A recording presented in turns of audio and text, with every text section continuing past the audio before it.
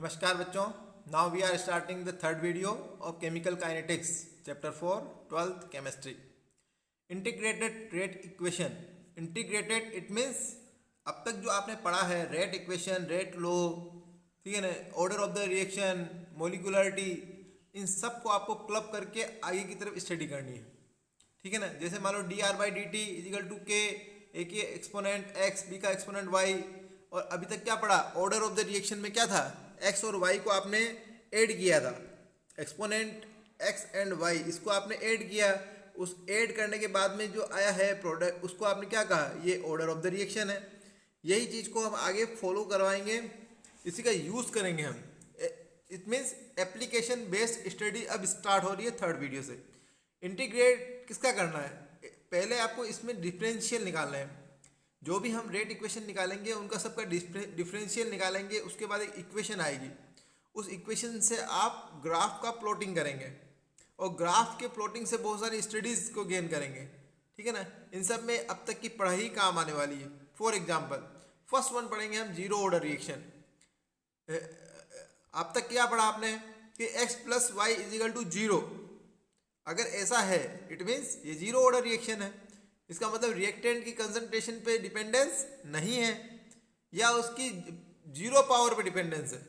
क्या लिखेंगे इसके लिए, जीरो ऑर्डर रिएक्शन के लिए हम रेट लो क्या लिखेंगे, रेट इक्वेशन रेट लो जब लिखेंगे तो वहाँ लिखेंगे हम r की पावर जीरो। क्यों, यहाँ पर ऑर्डर ऑफ द रिएक्शन लिखना है और x प्लस वाई यहाँ तो जीरो है।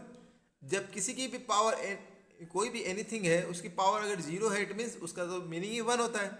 तो k into one is equal to k, it means rate equation किसके इक्वलेंट आई, के। अब जो आपके पास में जो प्रोडक्ट आया है हम उसका इंटीग्रेशन डिफ्रेंशिएशन करेंगे। कैसे निकालेंगे, देखिए इसको डिफ्रेंशिएट करिए। डिफ्रेंशिएट करने के लिए हमने इसका डिफ्रेंशिएट किया इस तरीके से, इसके बाद में इन दोनों का प्रोडक्ट आया के, तो के का डिफ्रेंशिएट किया इस तरीके से, सिंपल। अब हम कह रहे हैं कि नहीं, इसको डी टी को आप के पास ले जाइए, तो के यहाँ ले जाने पे के डी टी हुआ। इधर आपने देखिए डी आर बच गया, इसका डिफ्रेंशिएट किया तो आर आया, के डी टी का किया तो के टी आया। और माइनस तो जब आप रिएक्टेंट की बात करते हैं तो फॉर्मूले में ही माइनस है। जैसे ये माइनस जो आ रहा है यहाँ से, ये माइनस आगे तक चलता आ रहा है, ये माइनस के टी माइनस वही है जो कि हम कहते हैं कि रिएक्टेंट की कंसंट्रेशन क्या होगी, धीरे धीरे कम होती जाएगी, यही बोलते हैं, ये माइनस वही है। ओके, अब बात क्या कर रहे हैं, जब आपका ये फॉर्मुलेशन हो गया है तो इसके बाद में जब डिफ्रेंशिएट करते हैं तो ये कांस्टेंट प्लस करना होता है, ये रूल है। अब हम बात करते हैं कांस्टेंट की वैल्यू क्या है, तो इसकी वैल्यू निकालने के लिए हमने सबसे पहले क्या किया, ए टाइम टी जीरो।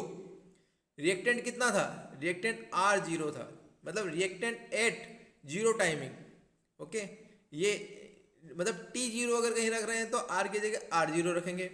ये वाला जो डेटा है हम इसमें पुट करेंगे कि आर की जगह आर जीरो लिखेंगे, टी की जगह है जीरो लिख देंगे। तो जब जीरो लिखने पर ये तो हो गया जीरो, और आर की जगह हो गया आर जीरो और कांस्टेंट।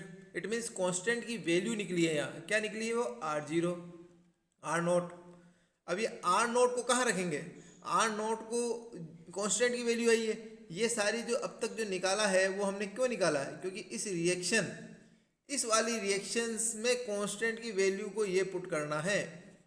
ओके, जब आपने पुट किया तो ये वाली फाइनल रिएक्शंस आई कि आर इजिकल टू माइनस के टी प्लस आर नोट। अब इसका ग्राफ बनाइए, जब ग्राफ देखा तो उसका आया स्ट्रेट लाइन। कैसे आया ये देखिए आप, देखिए हमने कंसंट्रेशन एंड टाइम के बीच में ग्राफ का प्लॉटिंग किया। अगर हम इसको ये देखेंगे तो ये y equal to M X plus C इस इक्वेशन में आ रहा है, और ये इक्वेशन तो कैसी है, स्ट्रेट लाइन ग्राफ है। अब इसमें क्या है, y एक्सिस में हमने r रखा, r क्या है कंसंट्रेशन, ये लो कंसंट्रेशन। x एक्सिस में हमने टाइम लिया, ये लीजिए टाइम। इसके साथ में जो m है माइनस m, ये क्या चीज़ है, ये स्लोप को बता रहा है। तो यहाँ स्लोप क्या आएगा, माइनस के आएगा, ये स्लोप आया। अब आपने माइनस कैसे, एक तो फॉर्मूले के अकॉर्डिंग, दूसरी बात जब आपने देखा है कि ये आगे सी लिखा है आर नोट, ये वाला स्थिति, ये वाली जो है ना, ये है आर नोट। कभी भी आप ये कभी देखिए कि इंटरसेप्ट, जहाँ पर वाई एक्सिस पे जहाँ इंटरसेप्ट कर रहा है वो क्या चीज़ है, वो सी वाला पार्ट है, कांस्टेंट वाला पार्ट। यहाँ कांस्टेंट क्या है, आर नोट, तो ये आर नोट है। ये कहाँ से कहाँ तक का आर नोट है, यहाँ से यहाँ तक ये आर नोट है। ओके, यहाँ से शुरू हो रहा है और माइनस नेगेटिवली शुरू हो रहा है, इसीलिए देखो ये नेगेटिव, स्लोप के साथ नेगेटिव। और एक्स के साथ जो भी होता है वो स्लोप होता है, ये एक्स के साथ के है, तो स्लोप क्या हुआ यहाँ पर, ये स्लोप हुआ यहाँ माइनस के। अगर आप इसको स्टडी करेंगे जो कि अब तक करते आए हैं, क्या कहते आए हैं, y equal to M X plus C के अकॉर्डिंग अगर कोई इक्वेशन है तो वो स्ट्रेट लाइन ग्राफ प्लॉटिंग रहेगा। और y एक्सिस पे क्या है जो चीज़ है वो ले लीजिए, तो हमने डायरेक्ट इसको पुट किया y में, इसको यहाँ पे जो x के साथ में जो है वो क्या है, वो स्लोप है, और x पे जो है वो टाइम, जैसे यहाँ टाइम है तो टाइम लिया, जो होता तो लेते, तो हमने x एक्सिस पे इसको किया पुट। और ये साथ में जो c वाला पार्ट है वो इंटरसेप्ट वाला पार्ट है। ये आगे भी इसी तरीके के ग्राफ्स आएंगे। तो अभी हमको स्ट्रेट लाइन ग्राफ मिला लेकिन स्लोप के साथ नेगेटिव। ओके, यहाँ तक आपने जीरो ऑर्डर का पढ़ा। इसी के साथ में हमने क्या कहा, फर्स्ट ऑर्डर के बताइए। तो सेम जैसा हमने डिफरेंशियल वहाँ किया, अब भी हम वैसा ही करेंगे। जैसे पहला केस देखेंगे ना, अपन फर्स्ट केस पढ़ रहे हैं ये वाला। इस फर्स्ट केस में क्या लिखा हुआ है कि ये रिएक्टेंट से हम प्रोडक्ट बना रहे हैं, इसकी डिफरेंशियल क्या होगी, रेट ऑफ रिएक्शन इस तरीके से होगी। रेट ऑफ रिएक्शन में आर, वहाँ और यहाँ क्या फ़र्क है, वहाँ हमने रिएक्टेंट की पावर जीरो रखी थी क्योंकि वो जीरो ऑर्डर रिएक्शन था। अब यहाँ पावर क्या होगी, 1 होगी, बस इतना सा डिफरेंस है। इसी डिफरेंस के अकॉर्डिंग आगे चेंज आएगा, अदरवाइज किसी तरह का कोई चेंज नहीं है। जैसे आर नोट को हमने क्या किया था, इसको कैंसिल करके इसको 1 किया था, बस यहाँ पर वो चीज़ नहीं हो रही है।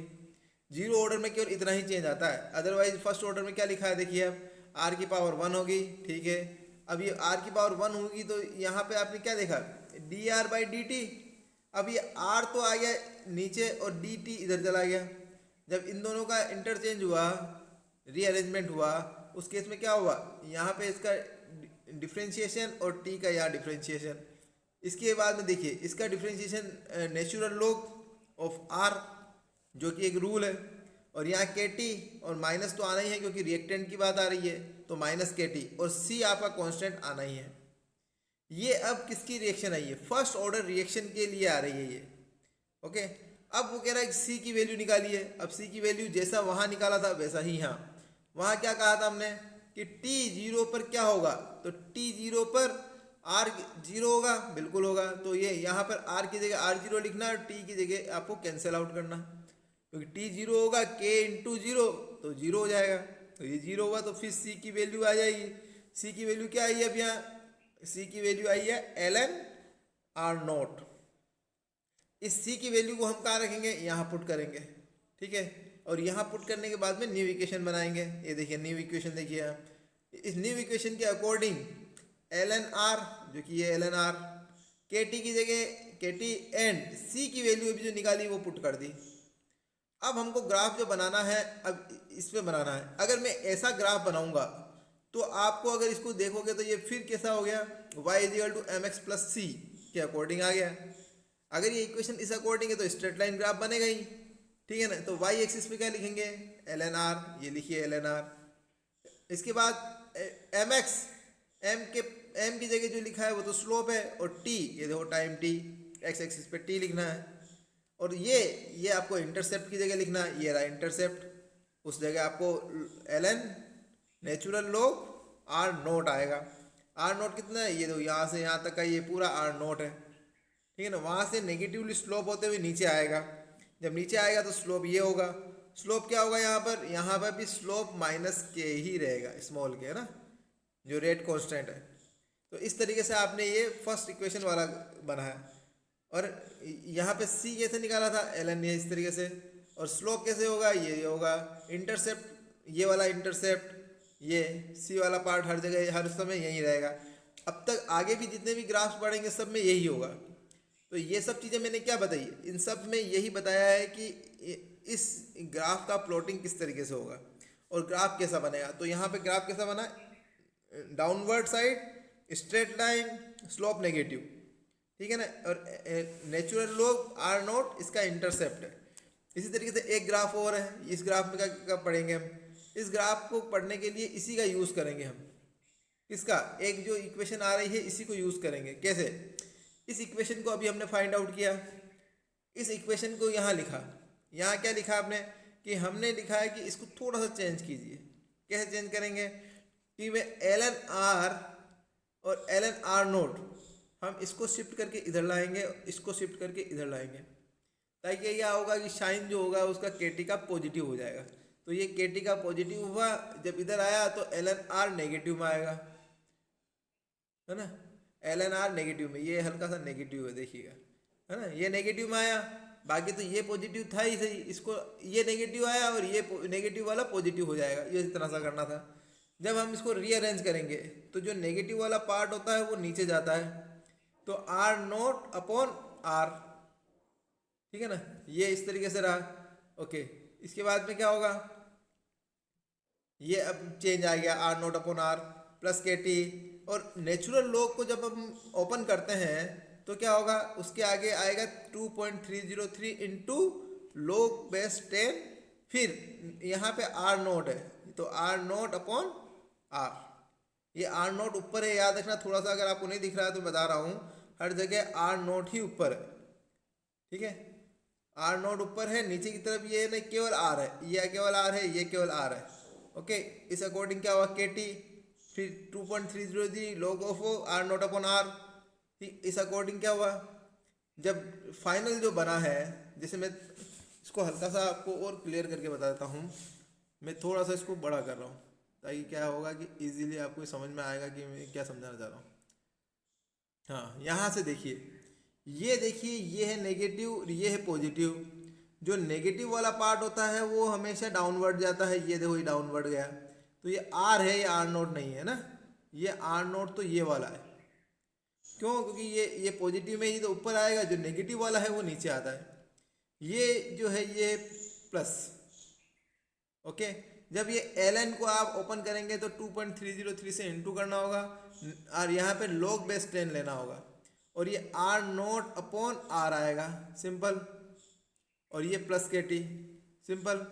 अब इसको जो और आगे करेंगे तो इसमें क्या होगा, ये और आगे कीजिए, इसको 2.303 को हम इसको शिफ्ट करेंगे, इसको शिफ्ट करके हम नीचे ले आएंगे, ये आ गया नीचे। ओके, अब इसमें क्या बच गया, आर नोट अपॉन आर, ये बचा। और इस अकॉर्डिंग हमने एक इक्वेशन बनाई, किसको, कि इसको तो माना आपने y और इसको माना आपने mx, और जब इंटीग्रेशन करते हैं तो ये c वाला पार्ट यहाँ जीरो है, ठीक है ना, यहाँ कुछ भी नहीं लिखा है, इसका मतलब जीरो प्लस जीरो है ना, तो c वाला पार्ट यहाँ जीरो, इट मीन्स अब जीरो से स्टार्ट होगा। इंटरसेप्ट क्या है, जीरो है, क्योंकि कुछ भी नहीं। इस चीज़ को आप इसमें प्लॉटिंग में यूज़ करेंगे, ठीक है ना। तो क्या चीज़ है ये अब देखिए, सी वाला पार्ट जो होता है जहाँ से शुरू करते हैं तो ये जीरो है, तो यहाँ से शुरू करेंगे, ये सी खत्म। हमको वाई एक्सिस पे ये लिखना है तो ये पूरी की पूरी चीज़ हम यहाँ लिखेंगे आर नोट अपॉन आर। ये देखो आर नोट अपॉन आर वाला ग्राफ है। ओके, ये आर है ना, आर नोट अपॉन आर वाला ग्राफ। इसमें जो टी है ये वाला टाइम, ये वाला पार्ट है एक्स वाला पार्ट, और इसके पास में ये वाला पार्ट है, ये स्लोप वाला पार्ट है, ये रहा स्लोप वाला। अब क्योंकि हमने पॉजिटिव, ये सब चीज़ें देखो पॉजिटिव लिखी हुई आ रही है, इसीलिए आप देखो स्लोप भी कैसा है, पॉजिटिव स्लोप है। कहाँ से शुरू हो रहा है, देखो जीरो से शुरू हो रहा है, ये देखो जीरो से शुरू हो रहा है, तो इंटरसेप्शन सी जीरो है, स्लोप के बाई 2.303 है, और ये ग्राफ किसके बीच में, log of R naught upon R और टाइम के बीच में। क्योंकि आपको जब इससे कंपेयर करोगे ना तब अपने आप आपको ग्राफ का किस तरीके से ग्राफ होगा वो आपको इजीली समझ में आएगा। अच्छा, इसके अलावा सेकंड, फर्स्ट ऑर्डर रिएक्शन में जो गैस फेज होगा तो क्या होगा, गैस और लिक्विड में बस इतना ही फर्क है कि हम लिक्विड में जो होता है वह कंसंट्रेशन लेते हैं, और जहाँ गैस फेज होता है वहाँ पर प्रेशर लेते हैं। तो यहाँ पे अब आप प्रेशर की बात करेंगे, कैसे, कि ये इक्वेशन देखिए, इस इक्वेशन में आपको क्या इम्पोर्टेंट है, बस यहाँ पर आपको प्रेशर लेना है। तो यहाँ प्रेशर है इनिशियल P1, और टी टाइम पर मतलब अंतिम लास्ट में कितना, तो वो कह रहा है कि P में से कुछ प्रेशर, जितना प्रोडक्ट बना उतना जैसे एक्स प्रोडक्ट बना, इट मीन्स P1 प्रेशर में से एक्स प्रेशर कम पड़ गया। ठीक है ना। इट मीन्स ये भी गैस बन रही है, ये भी गैस और ये भी गैस, इसका मतलब तीनों का ही एटमॉस्फेरिक प्रेशर रहेगा। इसका P1 प्रेशर है, इसका X प्रेशर है, X एटीएम प्रेशर है। और जितना एटीएम प्रेशर बनता है उतना ही इनिशियल में से कम हो जाएगा। तो P1 माइनस एक्स मतलब इतना कम हुआ, जितना कम हुआ उतना ही तो प्रोडक्ट बनेगा। तो ये ला प्रोडक्ट बना, ये प्रोडक्ट बन गया।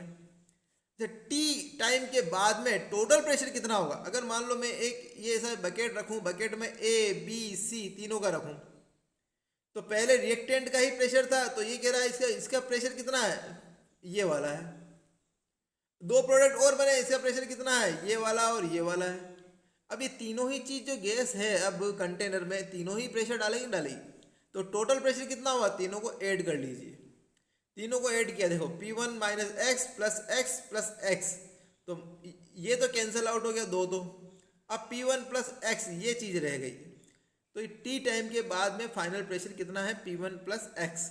ओके, ये बात आपको अब तक के कंक्लूजन में समझ में आई क्या, कि P शुरुआत में कितना था, तो P1, लास्ट में कितना था, तो P1 प्लस एक्स, मतलब एक्स ऐड हो गया, सिंपल, ये P1 प्लस एक्स।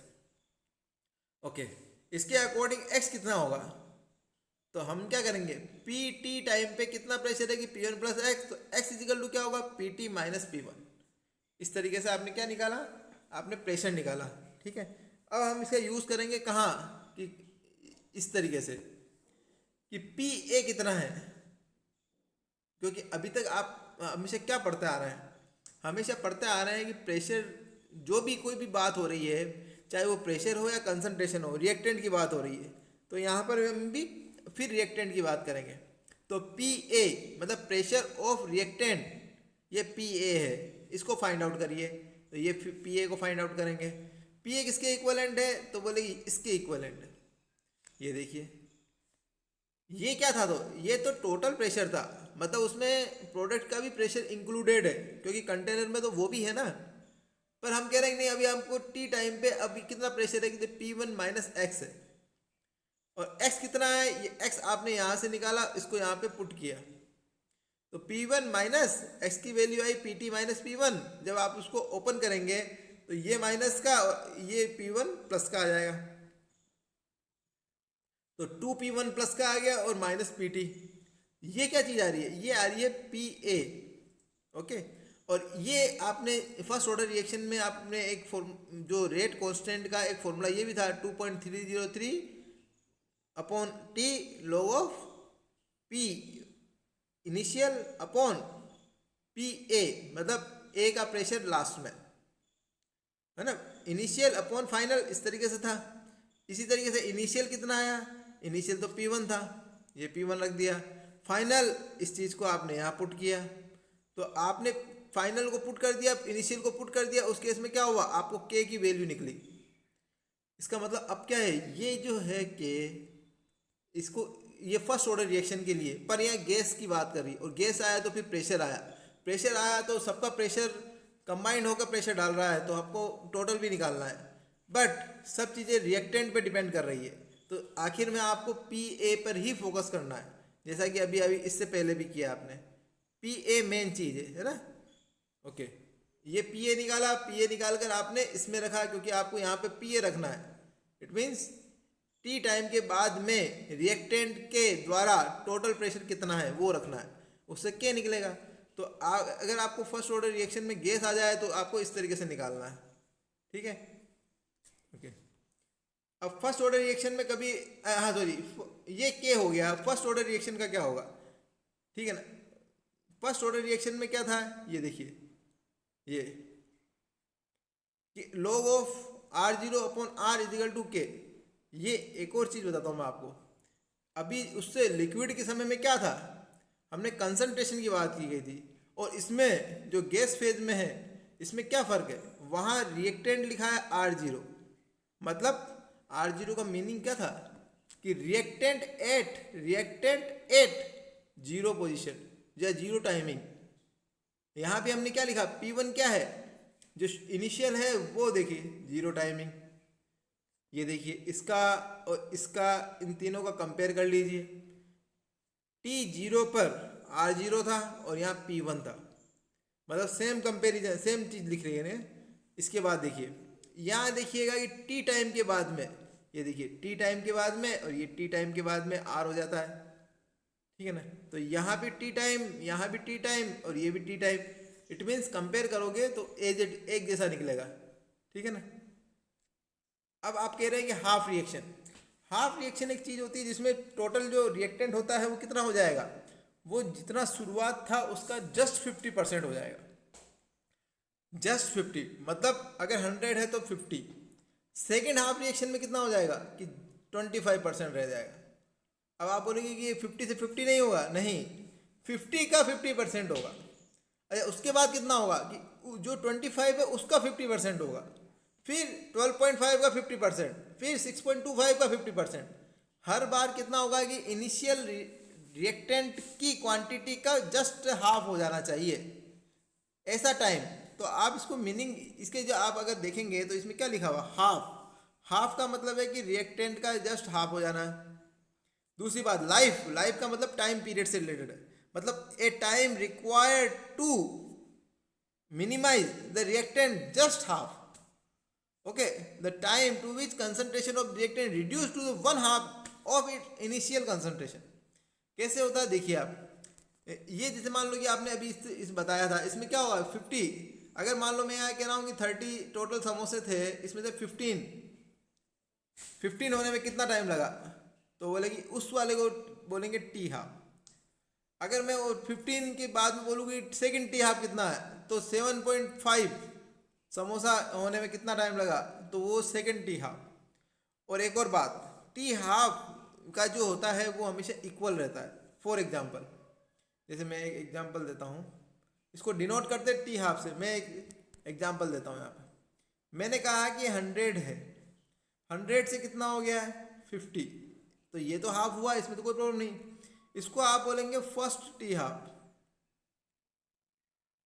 ओके, ये टी हाफ, क्योंकि डिनोट ही आप इससे कर रहे हो। अच्छा, मैंने कहा कि ये 200 ईयर्स है, ओके। अब मैं बोल रहा हूँ सेकंड टी हाफ कितना हुआ, तो सेकंड टी हाफ इसी को ही, अब इनिशियल कंसंट्रेशन ये रहेगी, इसका जस्ट हाफ ये 25, ओके, इसको क्या बोलेंगे आप सेकंड टी हाफ। और इसमें कितना टाइम लगेगा, इसमें भी 200 ईयर्स लगेंगे। अगर आपको कोई पूछेंगे कि 75% ऑफ द इनिशियल कंप्लीट होने में कितना टाइम लगेगा, अगर ये इस तरीके से रिएक्ट करके हाफ हो रही है, तब आप इसको ऐड करेंगे 400 ईयर्स बोलेंगे, ओके। या पूछेंगे कि आप इनिशियल जो कंसंट्रेशन है वो अब 25% रह गया है, बताइए T half, T half total time कितना टेकन हुआ, तब भी आप आंसर देंगे 400, मतलब 25 का रह जाना या 75 का मतलब लॉस हो जाना, दोनों का एक ही आंसर है, ठीक है ना।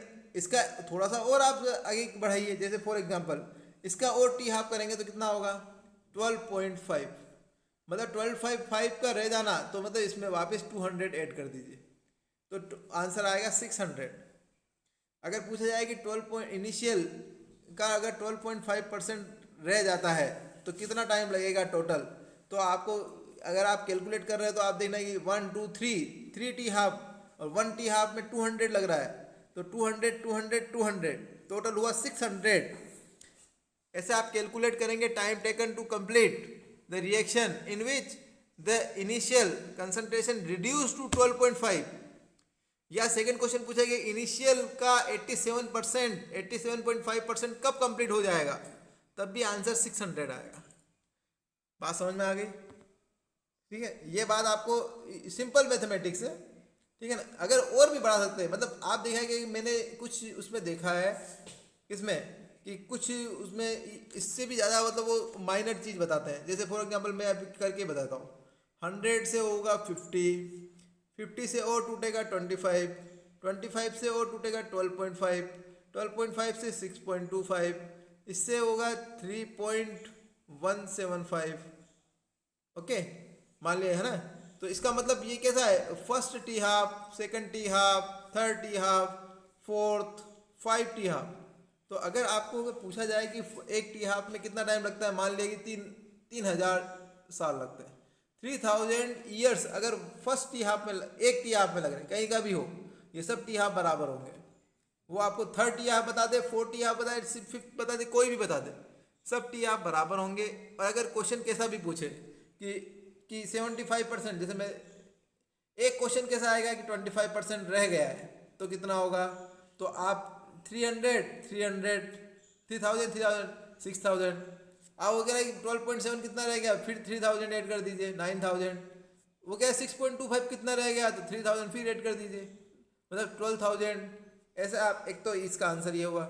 एक आंसर ये हुआ कि अगर वो पूछे कि 75% जो इनिशियल है उसका लॉस कब हो गया, तब भी आंसर होगा 6.25 6000। अगर वो पूछे कि 87.5% कब कंप्लीट हो गया, तब आंसर आएगा 9000। अगर वो आगे भी ऐड करता जाए इसको कि कितना हो गया, देखे 87 और 6 93.75, ठीक है ना। हाँ, अगर ये पूछा जाए कि 93.75 कब कंप्लीट हो गया, तब आपको क्या लगाना है कि 12,000 ईयर्स एगो, ये 93.75 हिस्सा इसका रिड्यूस हो जाएगा या फिर इनिशियल का 6.25 रह जाएगा। इस तरीके से आपको टी हाफ के आंसर देने हैं, ठीक है। अब हम इसको थोड़ा सा और डिटेल में पढ़ते हैं। जीरो ऑर्डर रिएक्शन के लिए टी हाफ और फर्स्ट ऑर्डर रिएक्शन के लिए टी हाफ। जीरो के लिए हमने क्या बताया था कि ये इनिशियल कंसंट्रेशन पे डिपेंड नहीं कर रही है, और फर्स्ट ऑर्डर में ये कर रही है ना। यही बात समझाई थी। कैसे, ये देखिए अलग अलग, देखिए इसको दोनों को मैं एक साथ समझाता हूँ। हम बात करते हैं रेट इक्वेशन की। ये रेट इक्वेशन लिख दी। अभी रेट इक्वेशन में आर की वैल्यू देखेंगे। जब जीरो की बात करें तो यहाँ पे आर जीरो रहेगा और यहाँ क्या रहेगा, आर वन रहेगा, बस इतना सा फर्क है। बाकी जैसा जीरो का प्रोसेस होगा वैसा ही फर्स्ट ऑर्डर का रेट। कैसे, अब आपने ये रिएक्शन लिखी, रेट इक्वेशन लिखी, इंटीग्रेशन लॉ लगाया। इंटीग्रेशन लॉ अभी करके आए हैं हम कि आर इजिकल टू के टी माइनस फिर आर नॉट, ये अपना सी की वैल्यू आई। अब वो कह रहा है कि जो रिएक्टेंट है वो जस्ट हाफ रह जाता है। तो अब आप हो क्या रहा है, अब आपको इंपॉर्टेंट बात देखिए यहाँ पे, यहाँ से अब रियल स्टडी शुरू होती है कि यहाँ पर, यहाँ तक आप पहले ही पढ़ चुके थे। अब यहाँ से एक ट्विस्ट आया, क्या है कि टी की जगह टी हाफ लिखेंगे और इनिशियल की जगह आप उसको इनिशियल बाई 2 लिखेंगे। तो यहाँ इनिशियल बाई 2 लिखेंगे, ठीक है ना। इनिशियल बाई 2 लिखना और टी की जगह टी हाफ लिखना, बस इतना सा चेंज आया है, सिंपल। अब इसके बाद इसको सॉल्यूशन करना है। इसके अलावा अब तक जितना पढ़ा है वो ही चीज़ रिपीट हो रही है। इसीलिए हाफ रेट जो हाफ लाइफ है क्यों साथ पढ़ाते हैं, क्योंकि सेम चीज़ का रिपीट होने पे इजीली पढ़ाई होती है। कैसे, अब ये देखिए, इसको मैंने थोड़ा सा स्विच किया, रीअरेंज करके मैं इधर लेके आया और इसको इधर लेके आया, तो ये तो हो गया पॉजिटिव। फिर आर, ये आर तो पहले से यही था और ये चीज़ इधर आई तो ये नेगेटिव हो गई।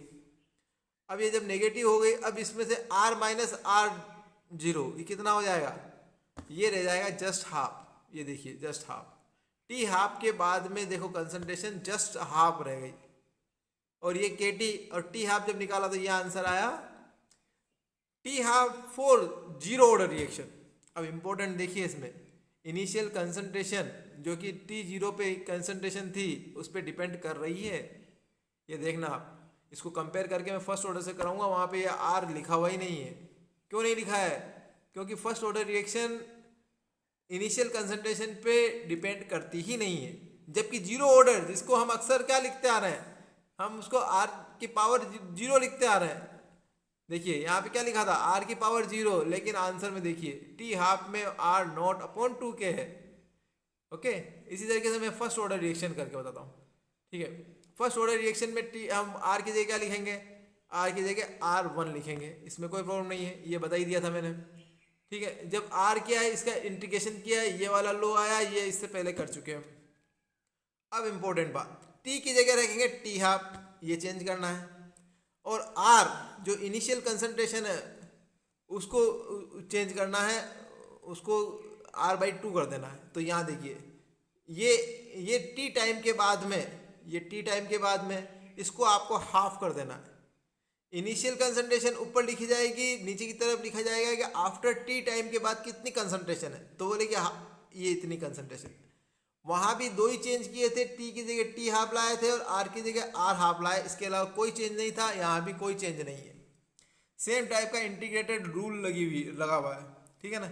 इसी को थोड़ा सा और आगे पढ़िए, इसको पढ़ने पे आपको और फिर पता पड़ जाएगा। ये देखिए आप, यही चीज़ आपकी कंपेरेटिव स्टडी है जो कि आपको याद करनी है। कैसे इसको सोल्व किया, सोल्व करने के बाद में आंसर कितना आएगा, ये टी हाफ इधर जाएगा और के नीचे आएगा, इसके अलावा सेम सेम है, ठीक है ना। ये आर से आर कैंसिल आउट होगा तो 2 और ऊपर जाएगा तो log of 2 हो जाएगा। log of 2 की वैल्यू 0.414, हाँ ये यही log 2 की वैल्यू रखेंगे और 2.303 से इंटू करेंगे तो आंसर आएगा 0.693 और डिवाइड बाई के। अब इम्पोर्टेंट बात देखिए आप, यहाँ पर कहीं भी इनिशियल कंसंट्रेशन नहीं लिखी है। जीरो ऑर्डर रिएक्शन के लिए इनिशियल कंसंट्रेशन के डायरेक्ट प्रोपोर्शनेट है। यहाँ पर इस तरह की आर नोट कहीं लिखा ही नहीं, इसका मतलब आर नोट पे डिपेंड करता ही नहीं है फर्स्ट ऑर्डर। ये क्वेश्चन अक्सर आता है, ठीक है ना। इन विच टाइप ऑफ रिएक्शन जिसमें आर नोट पे डिपेंड नहीं करता है, तो आप लिखेंगे फर्स्ट ऑर्डर रिएक्शन डिपेंड नहीं करता है। कौन डिपेंड करता है, जीरो ऑर्डर रिएक्शन डिपेंड करता है। दूसरा आपको कंक्लूजन क्या निकाला है, दूसरा निकाला है कि के पे डिपेंडेंसी, के से आपका क्या रिलेशन है। तो के में आप देखिएगा कि टी और इसके बीच में रिलेशन देखिए इन्वर्सली प्रोपोर्शनेट। इधर देखिए, इधर देखिए, इन तीनों केस में, दोनों केस में आप क्या देख रहे हैं कि टी हाफ और के बीच में क्या रिलेशन है, इन्वर्सली प्रोपोर्शनेट। पहला तो ये बहुत मतलब यूँ आपको याद रखना है, इसके इतनी बातों का कंक्लूजन यही है। टी हाफ और के में क्या रिलेशन है, इन्वर्सली प्रोपोर्शनेट। आर जीरो पे किस में, जीरो ऑर्डर रिएक्शन में डिपेंड करता है, इसमें नहीं करता है, ठीक है ना। इसका फॉर्मूला क्या है, इसका फर्स्ट ऑर्डर रिएक्शन का फॉर्मूला जो है वो बहुत आपके जितने न्यूमेरिकल है उसमें काम आएगा, एक क्वेश्चन जरूर आता है, ठीक है ना। कभी कभी जीरो ऑर्डर रिएक्शन के लिए भी आ जाएगा, तब आप टी हाफ क्या लगाएंगे, ये तो दो फॉर्मूला, एक कंक्लूजन और आर नोट पे डिपेंडेंसी, ये चार चीज़ों के बारे में आपने अब तक डिटेल में पढ़ा, ठीक है। इसके बाद में हाफ रिएक्शन के बाद में थोड़ी प्रॉब्लम्स कर लेते हैं। फर्स्ट ऑर्डर रिएक्शन साफ साफ लिख के ही दिया है, इसका मतलब कोई बात ही नहीं है, कोई कन्फ्यूजन ही नहीं है। अदरवाइज आप यूनिट को देख के उसको करते हैं। ये क्वेश्चन आपकी एनसीईआरटी में भी लिखा है, रिएक्टेंट से प्रोडक्ट बन रहा है, आपको प्रूव करना है कि जो टाइम लगा है, ठीक है ना, कितना टाइम कि 99.9 इतना % कंप्लीट होने में, वो कह रहा है कि 10 गुना टाइम लगेगा, ठीक है ना। टी हाफ का 10 गुना टाइम लगेगा, इसको आपको प्रूव करना है। तो सबसे पहले फर्स्ट ऑर्डर रिएक्शन है तो आपको उसकी के की आपको फॉर्मूला लिखना है, ये के का फॉर्मूला है, के का फॉर्मूला है। लेकिन आपको टी की बात करनी है, तो टी करने के बाद में के को रीअरेंज किया। अब आपको आर और टी हाफ की बात करनी है, तो टी की जगह टी हाफ लिख देंगे और आर की जगह आर जस्ट कैसा हो जाएगा। पहली बात आपको अभी यहाँ पे निकालना होगा कि आर कितना है इनिशियल, कि आर नोट लेटर मतलब टी टाइम के बाद कितना होगा, इतना कंप्लीट हो गया, तो आर नोट माइनस, ये परसेंटेज में है ना, डिवाइड बाई 100 और करेंगे ना, तब आर माइनस 0.999, इसको माइनस करिए तो आंसर आएगा 0.001 ऑफ आर नोट। इतना अब आपके पास रह गया है, ठीक है। इनिशियल ऊपर लिख दिया, फाइनल आपने नीचे लिख दिया। जब आप सोल्व करने लगे तो आपने ये गेन किया। अब इम्पोर्टेंट बात, आपको टी हाफ से कंपेयर करना है, तो के की वैल्यू हम रखेंगे क्या, के की वैल्यू आपको रखनी है। अब तो हम देखिए, जब के की वैल्यू रखते हैं उसमें आप क्या रखेंगे, फर्स्ट ऑर्डर रिएक्शन के लिए फॉर्मूला क्या आया था, ये अलग से लिख देता हूँ। ये एक्चुअल में ये वाला फॉर्मूला आया था कि के इजिकल टू क्या आया था, 0.693 अपॉन टी हाफ, ये फॉर्मूला आया था, ठीक है ना। अब इस फॉर्मूले में को आपको के की जगह वैल्यू रखनी है, तो 0.693 नीचे रखा है और टी हाफ ऊपर चला गया, और इस केस में क्या हो रहा है, देखिए टी हाफ ऊपर चला गया, तो ये फॉर्मूला आ गया आपका। और ये फॉर्मूला जब आया है उसके बाद में टी की वैल्यू निकालेंगे तो आंसर आएगा ये वाला, जिसमें क्या बता रहा है कि टी टाइम जो टी हाफ के 10 टाइम चाहिए, कब कि आपको 99.9% कंप्लीट करना है तो इतना चाहिए। ये चीज़ को प्रूव करने के लिए ये पूरा प्रोसेस है। इसमें पहले इनिशियल, फिर लेटर, और फिर बाद में फर्स्ट ऑर्डर रिएक्शन की केम की वैल्यू, फिर टी की वैल्यू। उसमें आपने के की, जो फर्स्ट ऑर्डर के लिए जो के की वैल्यू है वो आपको रखी, और उस केस में आपको ये फाइंड आउट हुआ है कि ये जो टोटल टाइम टेकन है वो टी आपका 10 टाइम ज़्यादा लगेगा।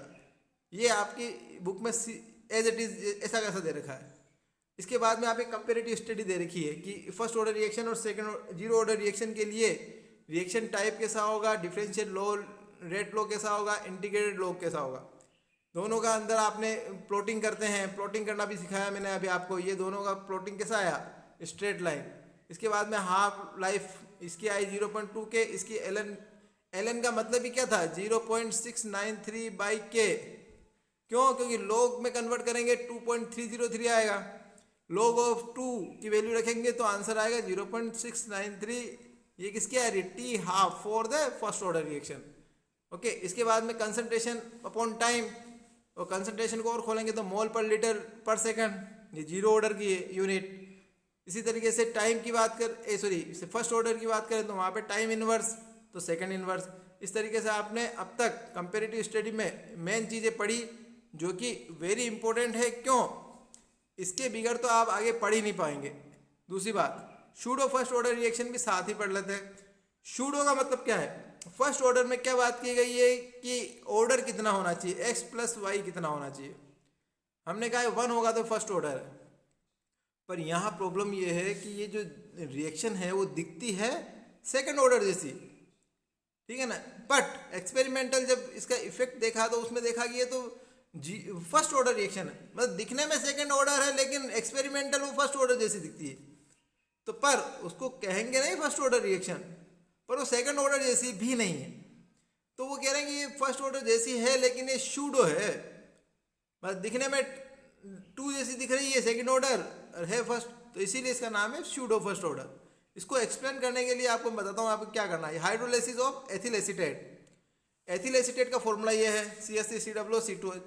इस केस में देखिए आप, उसका जब H2O से रिएक्ट करवाया है तो उसकी कंसंट्रेशन रखी सबसे पहले कि T0 पे कितनी कंसंट्रेशन है, तो इन्होंने बोला कि इसकी कंसंट्रेशन है 0.101 मोल जो आपने इनिशियल ली है, इसकी आपने लिया 10। क्यों? कभी भी किसी चीज़ को रिएक्ट करवाते हो तो आप जो H2O कंसंट्रेशन है वो बहुत ज़्यादा लेते हो। इसका मतलब वो एज यू समझो कि सॉल्वेंट के रूप में, लिक्विडिटी के रूप में H2O की कंसंट्रेशन हम ज़्यादा ही लेते हैं। एसिडिक मीडियम में है कोई प्रॉब्लम नहीं, वो तो कैटलिस्ट। इसके केस में देखिए, इसमें चेंज आया ये 0 हो गया, इसमें चेंज आया ये 9.9 हो गया। तो आपने ये देखा कि इसमें तो बहुत ज़्यादा चेंज आ गया, मतलब जितना था उतना सब चीज़ रिड्यूस हो गया। इसमें कितना चेंज आया, बहुत माइनर चेंज आया। इसका मतलब ऐसा लग ही नहीं रहा है कि पार्टिसिपेट किया है या नहीं किया है। जब इसको आप रेट इक्वेशन लिखेंगे रेट लॉ के अकॉर्डिंग तो क्या लिखेंगे, ये ऐसा लिखेंगे। तो रेट लॉ लिख तो दिया आपने इस तरीके से, ठीक है, पर एक्सपेरिमेंटल देखा कि इसकी कोई रोल ही नहीं है, या इसकी जो कंसंट्रेशन में चेंज ही नहीं आया, बहुत माइनर चेंज आया जिसको आप नेग्लिजिबल मान सकते हो। तो ऐसा करने से तो लग रहा है कि सेकंड ऑर्डर रिएक्शन, पर एक्सपेरिमेंटल दिख रहा है कि इसका कोई रोल नहीं है, तो इसको आपने कैंसिल आउट किया। कैंसिल आउट नहीं, एक्चुअली ये इसका और इसका इनटू होता है तो ये के आता है, मतलब के नॉट इन दोनों का इनटू के आता है, तब ये फाइनल रेट लो जैसे लिखते हैं। तो उस केस में आपको लग रहा है कि ये तो 1 मॉलिक्यूल पर ही डिपेंड कर रही है, इसका मतलब ये यूनिमोलिकुलर जैसा दिख रहा है या फर्स्ट ऑर्डर जैसा दिख रहा है। तो ये मतलब एक्सपेरिमेंटल फर्स्ट ऑर्डर है, बट रियल में ये सेकंड ऑर्डर की तरह दिख रही है। तो न तो ये सेकंड ऑर्डर है या फर्स्ट ऑर्डर है, पर अगर एक्सपेरिमेंटल जो हम ज़्यादा करते तो फर्स्ट ऑर्डर जैसी दिख रही है, तो इसको फर्स्ट ऑर्डर भी नहीं बोलेंगे, शूडो फर्स्ट ऑर्डर बोलेंगे। शूडो का मतलब होता है फॉल्स, तो ये फॉल्स तरीके से फर्स्ट ऑर्डर रिएक्शन है और सेकंड ऑर्डर नहीं है भाई ये, ठीक है ना। और इसी तरीके का एक और एग्जांपल दे रखा है आपकी बुक में, inversion of the cane sugar. इसमें देखिए कैन शुगर और वाटर, इसमें ग्लूकोज और फ्रक्टोज बनता है, पर जब इसका भी जब निकालेंगे तो H2O का जो कंसंट्रेशन है उसमें चेंज माइनर, ठीक है ना। अब माइनर चेंज के कारण तो फिर इसको के से इंटू करके के, जैसे के डैश और H2O इस तरीके से करके आपने मर्ज कर दिया। मर्ज करने के बाद में इसमें कन्वर्ट कर दिया, तो ये आखिर में रेट हो जाएगी के, और ये आपको सूडो फर्स्ट ऑर्डर रिएक्शन है। फर्स्ट ऑर्डर दिख रही है, बाकी यूँ दिखने में सेकंड ऑर्डर है। इस तरीके से आपने क्या किया, इसको आपने प्रेजेंटेशन किया। अब इतनी सारी चीज़ों में केवल आपको 3 चीज़ देखनी है, फॉर्मूला, ग्राफिकल रिप्रेजेंटेशन कि किसका ग्राफ कैसा बन रहा है, स्लोप कैसा बन रहा है, हाफ लाइफ। इन तीनों चीज़ों के बारे में आपको डिटेल में समझना है। एक क्वेश्चन करता है, फर्स्ट ऑर्डर रिएक्शन का रेट कांस्टेंट लिख दिया गया है। अब वो कह रहा है कि 5 gram, how long will 5 gram of the reactant take to reduce 3 gram. It means 5 gram से 3 ग्राम में कन्वर्ट होना, इतना रिड्यूस हो रहा है। टाइम दे दिया आपको, टाइम आपको निकालना है, उसमें लिखा ना हाउ लॉन्ग, इतना मतलब टाइम निकालना है। रेट कांस्टेंट दे दिया, सिंपल सा फर्स्ट ऑर्डर लिखा है, इसका फर्स्ट ऑर्डर का डायरेक्ट आपको क्या लिखना है, फॉर्मूला लिखना है। ये फार्मूला है फर्स्ट ऑर्डर का, आपने 2.303 और रेट को जैसे मतलब ये चीज़ इधर आई और टी इधर आया, तो के की वैल्यू नीचे लिखी और इनिशियल आपको यहाँ लिखना है कंसिडर, फाइनल यहाँ लिखना, आंसर आ जाएगा। बहुत सिंपल है। इससे आपने टी निकाला है ना, ये टी निकालने का तरीका बहुत सिंपल था। इसी तरीके से ये देखिए, half life of the radio active decay इसका इतना है, मतलब टी हाफ दे रखा है आपको। आर्कियोलॉजिकल जब देखा गया तो 80% कंप्लीट हुआ। जो कार्बन 14 से हम करते हैं, कार्बन 14 के रिडक्शन से हम पता लगाते हैं कि इसका हाफ लाइफ कितना है, तो वो कह रहा है 80% कंप्लीट हो गया। आर्कियोलॉजिकल आर्टी ने कंटेंट किया कि would have only 80% of the found in the living. 80% found हो रहा है, ठीक है ना, मतलब पहले 100 था, अब 80% है। Estimate the age of the sample, वो कह रहा है टाइम बताइए इसकी एज कितनी है इस प्लांट की। तो सिंपल सी बात है, ये फर्स्ट ऑर्डर की बात की, तो ये फर्स्ट ऑर्डर रिएक्शन का ये टी हाफ और ये लिखा, इसके बाद में क्या हुआ, वो आपने टाइम निकाला के, क्योंकि टी हाफ दे रखा है, के नहीं दे रखा, तो इससे आपने के निकाला। इनिशियल कितनी थी, R0 अभी कितनी है 0.8 R, ठीक है ना। इनको आपने यहाँ पे R ऊपर इनिशियल, नीचे फाइनल ऐसा लिख के, और ये R की वैल्यू आपने यहाँ से निकाली, यहाँ रखी, इससे आपने क्या निकाला, टी निकाला।